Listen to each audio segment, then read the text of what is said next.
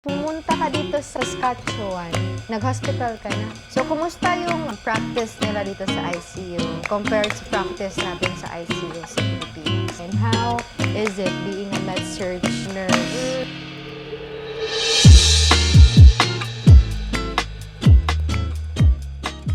So anyways, nung pumunta ka dito sa Saskatchewan, nag-hospital ka na agad? Actually, before ako napunta dito, nag-apply ako sa BUH as an ICU nurse. But kailangan nila ng certificate for critical care nursing, which I don't have. Kasi sa Pilipinas kasi hindi natin required ang mga Kaya ganyan. Kung nga mag-OR ka, ilagay ka lang sa kailangan OR. OR. As in, kailangan mo lang mag-training. Tapos na. Tapos na, OR-DR nurse ka na. As Dito in- kasi guys, kung nurse ka at gusto mo mag-specialty, dapat may certificate ka or may training ka for how many months. Yes. Sa Saskatchewan lang yan. Kasi sa Ontario, pwede kang mag-ICU nurse kahit wala kang critical care nursing course. Yes. Kahit basta may experience ka sa med-surg. Yes. Pero pwede mong kunin ang critical care nursing certificate kung gusto mo. Kung gusto mo talaga maging expert na ano.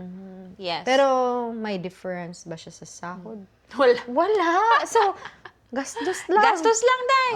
Oh, so sa Saskatchewan lang talaga Sa Saskatchewan lang talaga na kailangan mo mag-train additional training. additional certificates to go to a special. Oo. Kahit hemodialysis. Yes, no? hemodialysis, OR, I don't know sa PACU, I think wala ata sa PACU. Pero Sa ICU? Sa ICU, lead to training. NICU as well. Maternity. Maternity, kailangan mo na training din doon. So, iba yung nursing nila dito. Aside from getting your BSN degree, kung gusto mo mag-branch out to another specialty, yun, gagastos ka for Gagastos ka additional pa. certificate. Oh But my God. actually, the hospital has to cover for it. If you wanna have an experience in another unit, covered sila. Pero kailangan mong kontrata. Binigyan ka, kinover nila yung expenses, dapat din in return, mag-render ka ng mag-render hours. ka ng 2 years or 3 years sa hospital. That's what I did nung nag-apply ako as an ICU nurse. But unfortunately, I did not pass the CCN course. Bakit fortunately? Unfortunately. Okay. Unfortunately, dahil hindi fortunately. Kala ko blessing in disguise. Medyo malas yung time na yun eh. Okay. Tapos, medyo na-down ako nung time na yun eh. Kasi gusto ko talaga maging ICU nurse. But then, actually natapos ko yung course. Sinabihan lang ako na 3 days na lang matatapos na kami. Pero sinabihan ako na hindi ako experience. Kulang yung experience ko for... Sa training? Oo. Yung kumbaga bedside ba?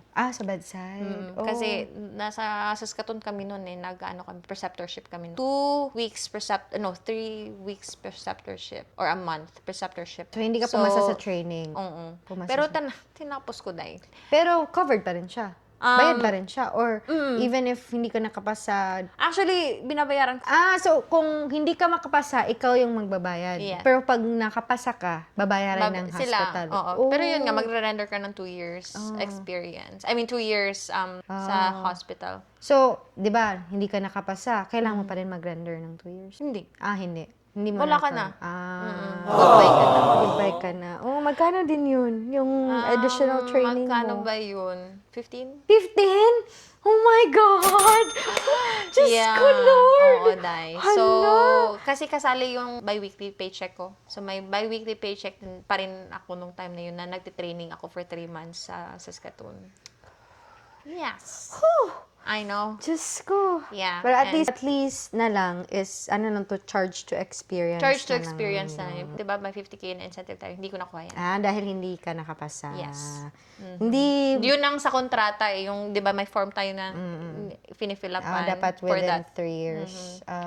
So, hindi nag-cross sa mind mo na, shit, paano pag hindi ko to mapasa? Akala ko kasi mapapasa ko siya. Kasi natapos ko yung training eh. 3 days na lang sana. So, I don't know. Bigla lang sinabi sa na hindi ako experience. Wala ako na experience. Na possible din pala talaga despite na gaano sila ka-need ng nurses, hindi ka talaga nila Not in Saskatchewan, Day. Ay, talaga. Not in Saskatchewan. Strict pa Masyado sila. silang strict talaga.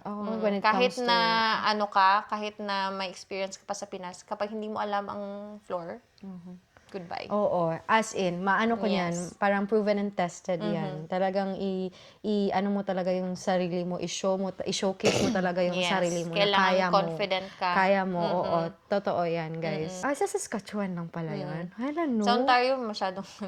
I still like Ontario, Ano pero sila, mas fluid sila or flexible sila. mas flexible ang Ontario eh. Kasi dito talagang masyadong...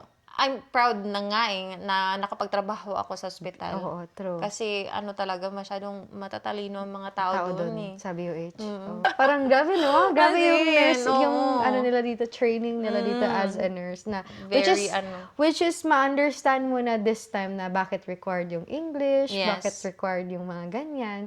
Kasi yung mga Very valid. Oo, di ba? Di kasi noon nasa Pinas tayo, bakit ang ano ng English? Bakit kailangan may ipasa mo Kaya to? nga, Parang kailangan 2 years experience. Masyadong magasto. Oo, bakit ang daming requirements na pagdating mo dito, kaya pala kailangan siya. Kasi required talaga siya sa environment, sa mga taong makaka-work mo, na True. how you explain yourself properly. Exactly. And kailangan talaga team player ka. Hindi ka pwedeng ikaw lang. Kasi ano ka talaga, i-discriminate ka nila. I-discriminate po, bully. May bully din. Hindi naman sa masasabing bully, pero parang ile-left out ka nila. Mafe-feel mo na. Mafe-feel mo talaga na, uy, hindi ka nila gusto. Ganito, ganyan. Pag ang attitude mo is, Iba. iba. Oh. Balik tayo galing sa Ontario, tapos bumalik ka dito sa Saskatchewan, nag-BOH ka. Diretso ka sa ICU or nag-med-surg ka muna? ICU. Diretso. Diretso ako sa ICU. Oh, so kumusta yung environment sa ICU? So... As an immigrant working in a Canadian environment with Canadian patients and Canadian yung coworkers? na-experience ko ng ICU sa Pinas? is, nagre-rely kami sa doktor talaga eh. Oo. Kahit saan sa Pinas. Kaya nga Kahit eh. saan sa Pinas, sa med-surg, Diba? yung doktor yung boss natin. Doktor talaga ang boss natin. Iba talaga dito sa Saskatchewan dahil na ICU sa dahil. Saskatchewan. Hindi talaga. Hindi lang sa ICU. Besh!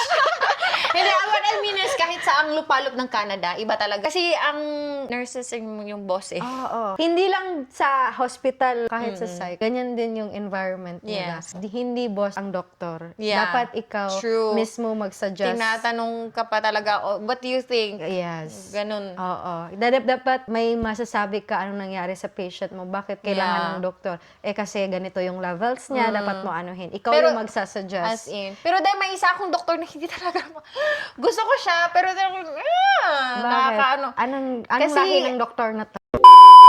Ibang lahi siya. Ibang lahi Ikat siya. mo yun. Mataas ang tingin niya sa sarili niya. Tapos lagi niyang tinetest ang mga nurses. May napaiyak na siya na nurses sa floor. But, cabs, ayoko.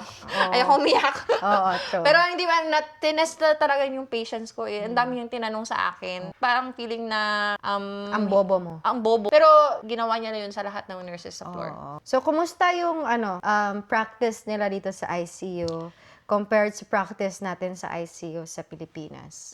Anong masasabi mo na difference? Ang talino nila talaga. As in? Talaga, kahit na fresh graduate ka, tapos alam mo kung yung ginagawa mo, nakaka-believe talaga.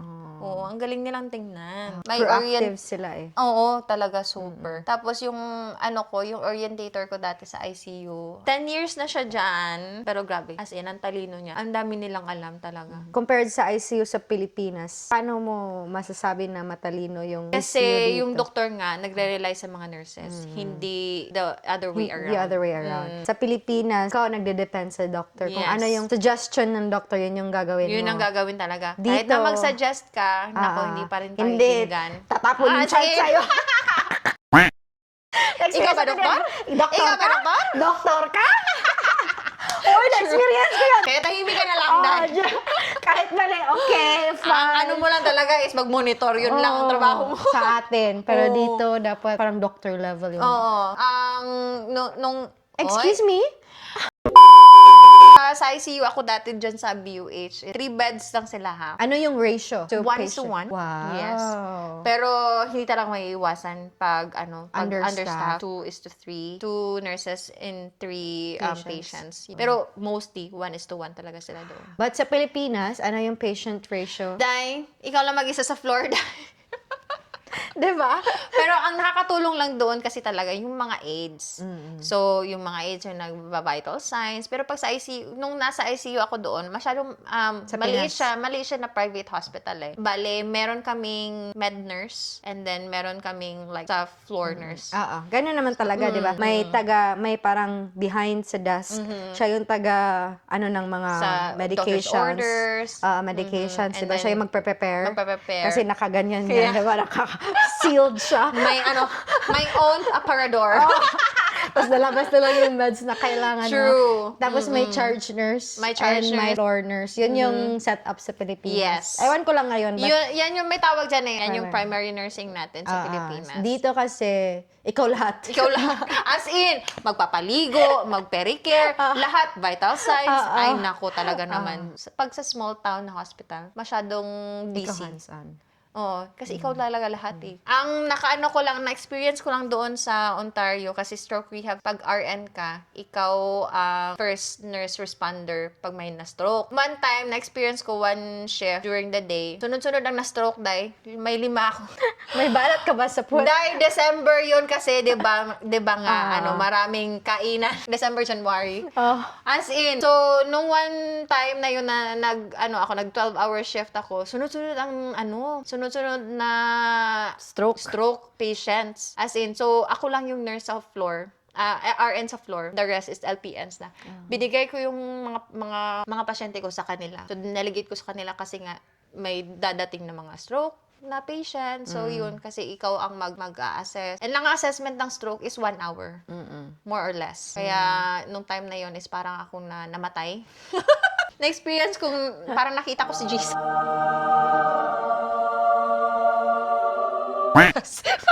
dahil 5 ang stroke 5 patient. ang stroke patients. As in, napaka-busy talaga nung Sa time Ontario na yun. to. Oo, sa Ontario to. Pero ang kagandahan, may LPN ka. Yun. Ang LPN mo is very helpful din talaga. Kung anong gusto mong ipapagawa, gagawin nila. At saka may aids sila doon, 2 or just 1 1 at night and then 2 sa umaga. So, very helpful talaga. Pagdating dito, ganun din ba yung setup? Sa ICU, sa Saskatchewan? Sa ICU, walang aids. Walang AIDS. Pero ngayon, naglagay na sila. For at least. monitoring. May na sila eh. Doon sa ICU ngayon, meron na silang clerk. So, anytime na may doctor's orders, ang clerk ang nagpa-process. Oh, maganda. Ganon din ang setup sa Ontario. May clerk sila. Unit clerk? Parang Yes, ganun. unit clerk. So, pag may doctor's orders, sila ang nagpa-process. And then, I-transcribe niya. transcribe lang. Yun lang ang napapaisi ng life namin doon. At least dito, 1-on-1. Yes. Doon ba din 1-on-1? Doon sa Ontario, 1:5. 1:5. So, mas heavy doon. Mas heavy doon. Dito sa Saskatchewan, max is 1:5 din. Sa ward. Sa ward. Pero doon sa ICU, doon, ICU, 1:1 talaga. kahit sa Ontario, 1. Kahit sa Ontario, 1:1 talaga. So, dito is 1:5. Yes. So, now, nasa ka na ward med-surg? Ward med-surg na ako ngayon. Okay. And how is it being a med-surg nurse? Before ako nag-start niyan, Day, nag-home care ako eh. And tsaka long-term care. Kailan ba pumasok si home care? Kasi di ba hindi ako nakapasa? Oo. So wala na ako sa BUH. So umalis ka ng So, BUH. umalis na ako ng BUH. BUH pala, guys, is Battleford Union Union Hospital. Hospital. So, Yeah. doon ka nag-ICU training, hindi ka nakapasa, umalis ka sa BUH So, at nag-home nag-home care care ka. ako. So, Home ano ba care. yung home care sa mga hindi Home care, nakakaalam? Parang, di ba yung sa Pilipinas, parang Public health nursing. Community nursing Community natin. nursing. So, dito is dito home care is siya. home care. House to house siya na mag-visit kung anong kailangan ng mga resident or ng mga clients mo. Yun, like wound care nursing, medications, magbibigay ka ng bubble packs. Ang mga medicines kasi natin dito, 'di ba, naka-bubble packs. Pag nasa outside pag hospital. outside hospital ka. Pag nasa community ka. So, yun, Parang magbibigay ka ng independent, nila yan. Yeah. diba? Lalo na pag ang kliyente mo is siya lang mag-isa sa bahay at tapos matanda pa. Wala siyang kasama and then kailangan niya ng assistance for like cleaning. So may CCAs din ang home care. Oh. So, assistance for cleaning, bathing, scheduled yan. Anything na personal care. May Yes. CCAs na pupunta. May CCA na pupunta, day-to-day visit talaga yan. So, meron din silang 12-hour shift, 8-hour shift. Tapos, nung nag-home care ako, nag-long-term care din ako. So, meron akong 2 long-term care na pinasukan. So, yung nag-home care ka, full-time ka nito? Or Part-time ako sa isa, tapos part-time ako sa home care, and then may isa pa akong casual. So, Tinanggap part-time, nila ako. casual Yes, ka, no? which is acceptable pa rin as long as hindi ka nag-full-time. Part-time, casual, magkakaibang ano to? Yes, Magkakaibang facility. Okay. So, nung, di ba, natapos ka mag-training sa ICU, nag-home care ka, ano yung starting rate mo? Nag-iba ba yung Same. starting rate? Still the same. Ano ba yung starting rate? 38. 38. Oh. 85? 58? Basta point something. Basta 38, Day. 38 Pag, point something. pag nag-compute nga ako, 38 lang ginagamit ko. Okay, point something. Hindi kasi, nag-start ako sa SASC, hindi ako basic na. Na-count yung ano ko. Na-count yung ano mo. Experience Buti ko. ka bang... Kasi within, di ba, 5 years yung ano nila dito, requirements. Within the last 5 years, ano yung experience mo? Na-count pa kasi yung Saudi ko. Tsaka yung before ako pumunta dito. Ilang years ka din nag-nursing sa Saudi, di ba? Binilisan ko because of that reason na parang may deadline ako. Na-accept nila na within 5 years. Yun, na ano Kaya nila, nga na-accept nila. Tapos sinabi ko sa manager ko, I have experience before will it be counted. Tapos parang may sinend lang siya na form sa akin. Tapos ano, parang sinend niya doon sa SHA or something. Yeah. Tapos yun, na-accept In-applyan ko din yan eh. Pero 3 years lang kasi yung experience ko, Day. Tapos, sabi niya na hindi... 3 years sa ICU. Sa Pinas. Hindi. 2 years sa ICU med-surg and then 1 year sa maternity. So, hindi nila kinount. Sa Pinas to na experience? Sa Pinas na experience. Hindi nila kinount overall, pati yung Ontario Pati mo? yung Ontario. Oo. Hindi nila, ewan ko, kulang daw ang oras. So, hindi na ako hindi na ako nagpa-stress pa. Ayoko nang ma-stress. Besh, parang si BUH hindi ayaw sa'yo. Lumipat ka na dito sa amin. Parang kahit anong pinipilit mo sa sarili mo, hindi niya binigay yung kailangan mo. Bakit kaya? Hindi ko din alam eh. Parang hindi ko tinry, Day, na isali yung sa Ontario. Hindi mo ninaban? Hindi ko tinry, oo. Hindi ka nakipag-negotiate? Hindi. Kaya pala, 38. Ako, trinay ko eh. Nagbabaka sakali. Kasi Kaya nga. parang nasa point ako na okay lang din na basic. Pero try ko din. Baka malay natin, maano pala. Lumusot eh. Pero ngayon kasi, hindi na nila kinakount ngayon. Ano Kasi yung friend ko sa Biggar, tinry niya. 10 years na siya doon sa Pilipinas. Baka malayo yung gap. Hindi, IEN siya eh. Pag IEN, hindi. Di ba? Pag sponsored ka ng SHA. Okay, so hindi pala. Hindi sila. Oh. Ako, hindi ako sponsor ng SHA. Kaya nga. Nagkusa ako na gano'n. Hindi ko alam. Baka pala, itry ko. Kasi, yun sa mga international educated nurses na sponsor ng SHA to come here to work as Sa a nurse. manager mo binigay yan? Sa manager. So, tinanong ko din yan sa mga ka-workers ko na IENs and then they have been like working as a nurse for how many years na. Tapos, rinay nilang linaban para hindi sila maging basic pay. Kasi syempre, sayang din yung experience natin sa all around the world, right? And then, hindi daw pwede. And then, so tinanong nila ako kung na-counted ba yung sa akin. Maybe because parang pinonsoran kami ng SHA. Si SHA nagbigay sa amin ng working visa, Kaya ganyan, nga. working permit. Libre sila lahat eh. Libre kasi sila lahat. But ano pang... Kasi binigyan ka na nga ng work, ang hirap maging nurse dito. Tapos True. ikaw dumiretso ka as a nurse dito, hindi ka nag-start as a Hindi ka cleaner. na as in. Housekeeping, CCA. Nagdiretso ka as a nurse, tapos pinaglaban mo pa yung experience mo. So, Totoo which is yan. fair lang din para sa atin ba na,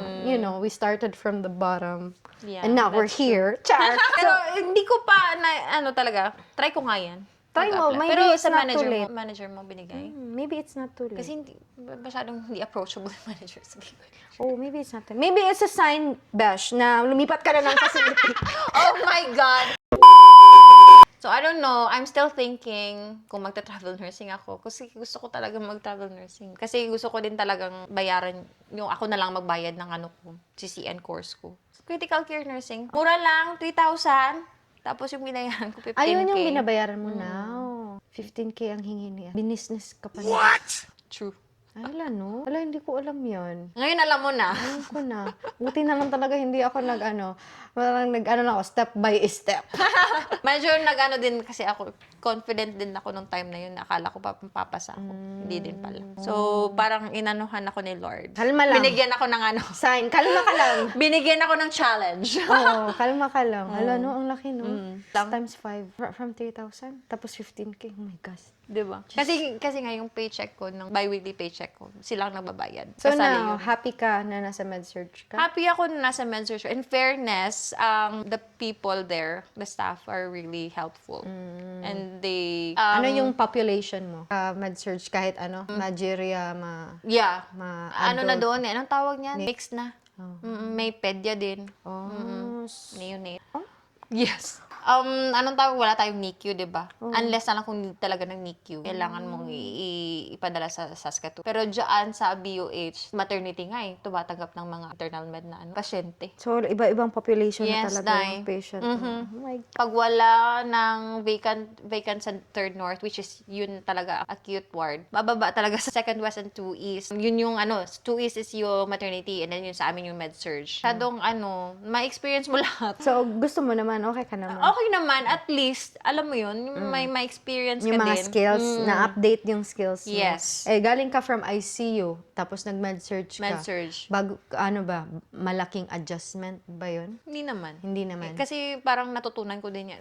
Actually, same lang din Oo, yung natutunan mo sa Ontario. Ontario eh. Kasi nag-med-surg ka doon. Pero, Acute. Stroke pala. Stroke. Oh, Rehab. so, parang similar lang Similar siya. lang, oo.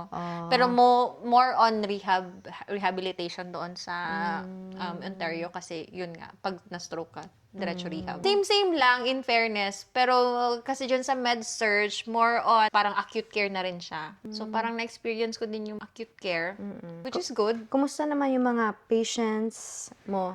May ba? Nay, Mahirap ba just- silang, compared sa Filipino patients?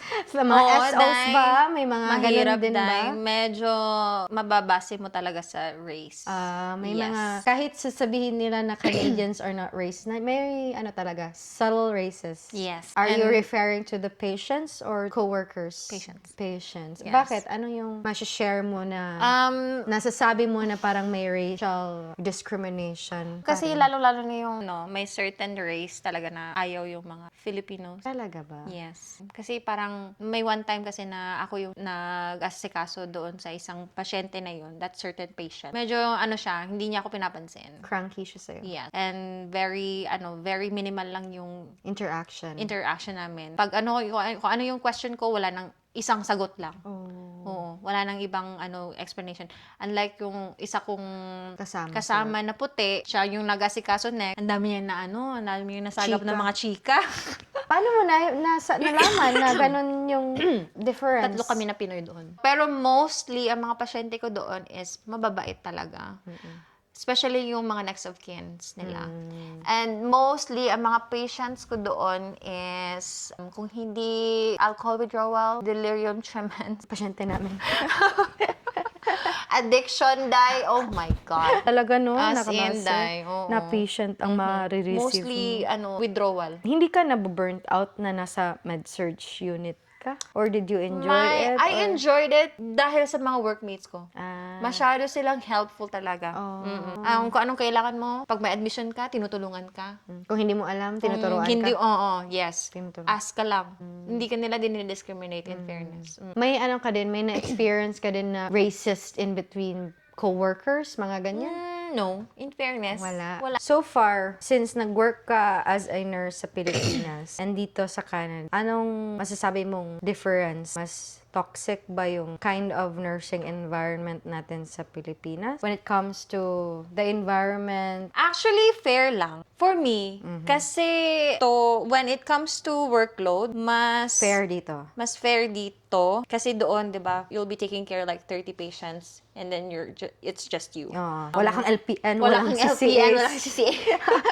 True. Pero doon kasi sa ward namin doon sa private hospital doon sa Pilipinas, meron kami aid. Aid, oo. Iba yung term Pero, natin dyan, di ba? Oo, nursing aid sila, di ba? Nursing aid? Wala tayong CCA. Oo, Pero nursing nursing aid, Nursing meron aid din sa tayo. Pilipinas. Oo. So, ang toxic lang doon kasi, I think yung the people around you. Doon ka matotoxic eh. Kasi mape-pressure ka. Kasi perfectionist. Mga Pilipino. Grabe. Oo. And I think because also sa crab mentality. Yes. Na ayaw ano tawag doon? Ayaw mapuhalan. Ang Tagalog doon? Ayaw Malabuan. Ayaw... Hindi kasi tayo Tagalog dahil. Ayaw malabuan! Ano ba Tagalog doon? Ayaw... ano ba sa Tagalog yan? Malamangan! Ayaw malamangan. Ayaw malamangan. Ayaw malamangan. Ah. Kapag may alam ka, kailangan alam din niya. Di ba may mga ganun? And if senior ka, dapat mas Oo. better, mas ikaw yung madaming benefits compared sa nagsisimula lang. True. Yung sa atin kasi is may positions or hierarchy. Like, Yes. for example, if they are someone in a position, mas Higher. grabe yung respect natin. Like, sa culture natin. Cultural, yeah. In general, sa Pilipinas. Parang nasa certain, certain hierarchy ka. Yeah. And talagang gaganon yung leeg mo.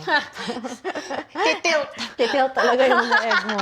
And not only sa coworkers or sa work environment, I think also sa kind of patients. It Mostly, in general talaga. Like, kung maka-SO ka or maka-family ka ng nurse. Yeah, tapos Pilipino Na yung nasa din. healthcare na Nasa mga oo. SO mo. Parang, wala, kapwa Pinoy, naghihilaan pababa. True. Parang ganyan ba? That Walang is true. grace. But Walang dito kasi, humbleness. walang humbleness. Kung may connection ka, someone from a known family ka, or someone na, magandang position, mas yung respect sa'yo, mas ibibigay ang respect sa'yo. But here is pantay-pantay you're in lahat. Although, pero dito kasi ang tawag nito, ang parang work environment patient-wise, parang hindi ganun ang nafe-feel natin sa work. Ang na-experience ko dito, mataas ang tingin ng mga tao sa nurses. Despite anong nationality yes. ka. Lalo na pag alam mo yung ginagawa mo, mas mataas ang tingin nila sa'yo. Yes. Which is, ma-appreciate namin kasi yung hindi Pilipino, yung ibang lahi pa Yung ibang lahi pa talaga ang naka-appreciate.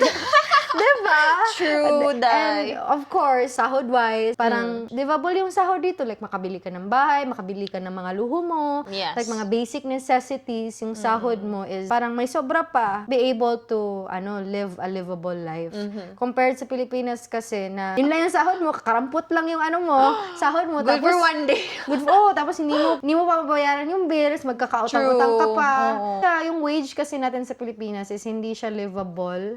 Kung gusto mo talaga ng better life. Like, if you are a person na gusto mo i-send yung children mo in a private school, magkano yung private school sa atin, di ba? Yeah. And then if you want, a car, to have a comfortable life, dapat, Yeah. di ba, it comes with money. And you can't do that sa sahod sa nurse Nurse sa Pilipinas. Dito kasi, despite na government and private, same wage. Yeah. Diba? So, Exact. kasi sa atin, wala. May talaga, may distinction talaga kung private ka or government. And not everyone is, makapasok ng government kasi dapat may connection may ka. connection. Oo. So, syempre, yung mga iba na walang connection na nag-start pa sila Kawawa silang din. life, mag-start talaga ng private, diba? Exactly. Or yun lang yung alam nila. Or But to be honest, Fat, I feel happier when doing my nursing career here. compared sa Pilipinas. Compared, Oh, you feel happier. I feel happier here. I don't know why. as a nurse. As a nurse, kasi parang mas nabibigyan ng appreciation ang pagiging nurse ko. True. Unlike in the Philippines, like, True. you're just a nurse. Iba kasi yung culture sa medical or healthcare sa atin Exactly. compared dito. So, ano yung ma-advise mo sa mga younger nurses na nagsisimula sa nursing school or nagsisimula sa nursing career nila na gusto mag-abroad, may thought sila na mag-abroad but don't know how to start it? Well. Well, Ang masasabi ko lang is think twice. think twice. Kasi when you're in a country na hindi mo alam kung nawala kang kakilala, mag-iiba talaga eh. Kasi nung napunta ako dito, ako lang mag-isa. Yung pagka-wild ko sa Pilipinas, Naiwan mo. naiwan ko talaga. As in, dito ko na-experience lahat na maging independent. Hindi na ako nagre-rely sa parent. Yeah, you have to be ready to be by yourself, do everything by yourself. Dapat alam mo yung life skills. Surviving skills mo, kailangan mo nang i-sharpen.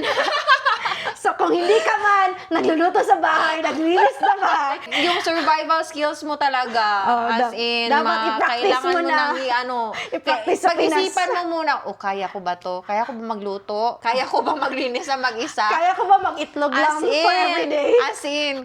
As in talaga, yun ang una mong iisipin bago ka mag-abroad eh. Kung kaya mo Kung ba kaya mag-isa? mo mag-isa lang. Kung okay lang naman sa'yo na kasama mo ang pamilya mo, that's better. Money-wise, Oo. like how to spend them. Oo. Magbabudget ka pa, lalo-lalo na pag may anak ka. Yun ang una mong iisipin. Oo. So, kung hindi ka tutulong sa gawaing bahay dyan, simulan mo na! Magluto ka na. O, mag-ano ka na, anong tawag ito, mag-watch ka na sa YouTube University. Kung paano magluto, kung paano mag-build ng mga furnitures, Maglinis ng bahay. maglinis ng bahay, kung anong mga chemicals ang dapat As gamitin in, para oh my ilinis yung God. walls. Ay, iba pala yung chemicals para sa walls, iba pala sa ano, Sa washroom.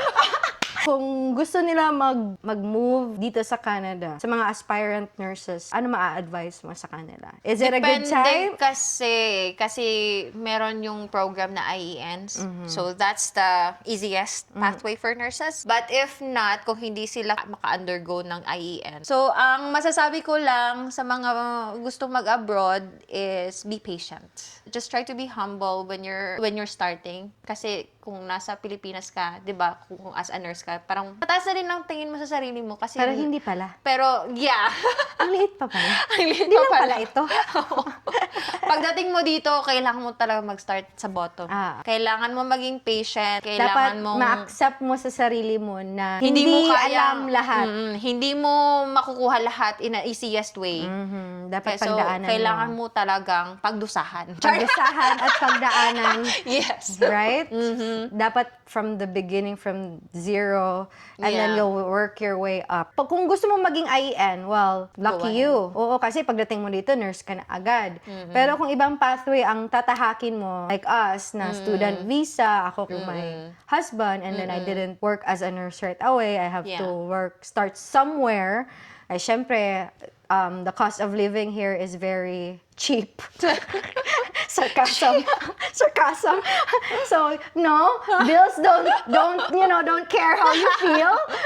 Besh, kailangan mo magtrabaho para may pambayad ka sa True, bills as mo. in. So, any kind of job dapat mong pasukan. Pasukan para lang- talaga. As in, wag ka nang pumili. Oo. Kung gusto mo ng office work, tapos hindi mo pala makukuha, wag ka nang umasa. Oo. Oo, kung anong trabaho na matatanggap ka agad, grab it. Kasi may benefits naman yan. Oo. Benefits yun for your own personal development din. Kasi doon Yeah. mo malalaman Kaya mo some pala. things, some things na hindi mo alam na parang ma-discover mo yung self mo na, ay, ganito pala ako. Ayoko pala yung ganito. Gusto ko pala yung ganito. Nung nag-start nga ako sa Ontario, hindi ko lubos maisip na mag-housekeeping ako. Hindi mo malunok Hindi ko na, pero nung una kong paycheck talaga, as in, very happy ako. As in, kasi parang yung dugot pawis mo. Parang na-appreciate mo. Na-appreciate mo yun eh, kasi pinaghirapan mo din yun eh. At saka, may isip mo talaga na, wow, ako lang mag-isa to. Kinaya ko to. Oo, true. Diba? Na wala yung pride and ego mo. Nawala yun. Kung ano ka As in sa talaga. Pinas, kung saan ka galing, kung ano ka ka-wild, humble down ka. Yes. Ka muna, kalma ka muna dyan. Start from the bottom. Wala nang pasosyal dyan. Wala namang social. Mag-kuskus ka dyan. As in, magkuskus ka sa inidoro. Kasi after nung nag-housekeeping ako, nag-service crew din ako eh. Doon ko na-practice yung communication skills ko. Kasi di ba, when you're serving and then catering the order. So like, na-practice mo talaga kung paano mag-communicate sa mga puti. Oo, and doon mo din ma-appreciate yung mga service workers din. Na gaano sila kahirap pala yung trabaho nila. Tapos, Exactly. parang hindi lang as a normal person na nag-order, parang hindi natin yan na-feel or hindi natin talagang naiisip yung mga bagay na yan. Kasi nag-order lang naman tayo. But behind the counter, hindi natin alam yung pagod nila doon. So, doon mo din Lalo na pag binibigyan ka ng tip, Day. Masasabi mo talaga, hala, ang galing ko pala. Baka calling ko to. Kasi nung nag-service crew ako sa Tim Hortons ako dati sa Ontario, nagtitip sila eh. So, yung malaking tip, $10, $5, mga ganun. So, parang na-appreciate ko, ay, ang galing ko pala talaga dito. Baka ito na yung... Forte ko to.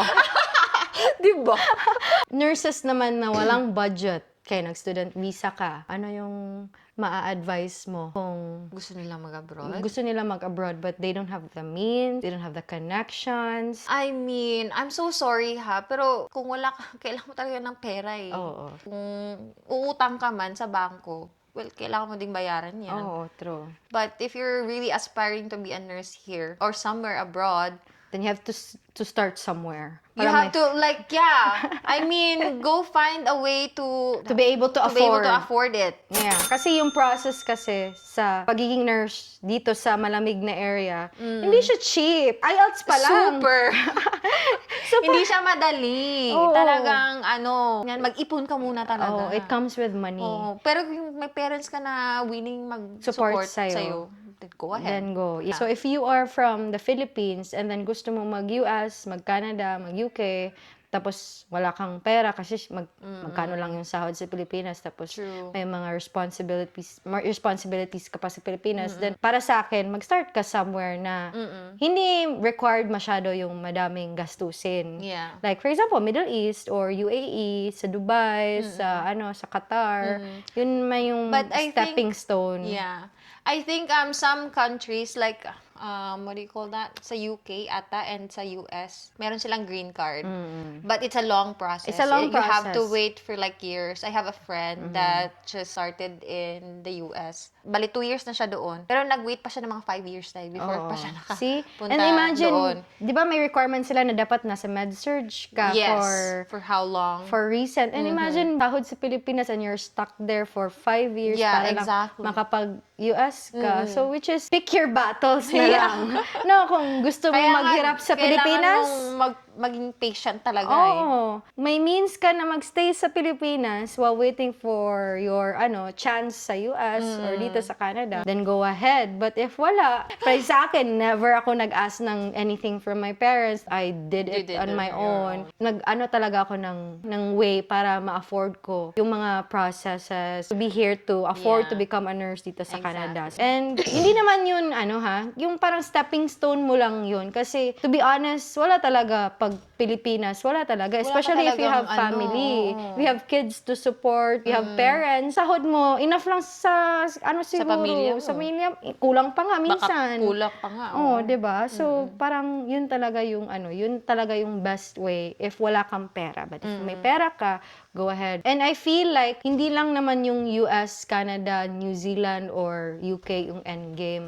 Parang dapat if you are still starting, parang you also need to build or grow yourself individually din, Yes. hindi lang professionally. Yeah. 'Di ba? So, even if nasa Pilipinas ka, when you go to other countries, you meet and work other people that doesn't walk the same pathway as yours, Exactly. 'di ba? Yeah. So at least you will be able to learn in their own perspective, in how they live, and then yung other nationalities especially, 'di ba? You can Ganito learn pala. from them. Oo, so ma-widen yung perspective mo na once you work with other people, parang dun mo ma-realize na, Ma-realize na. shit, ang liit lang ng kaalaman ko. I Ganun, still parang, need to learn. If you wanna come here, if you wanna come if you here, wanna come and work in Canada, anywhere in the whole world, patience, be patient and be mag-ipon. humble. Mag-ipon ka, day.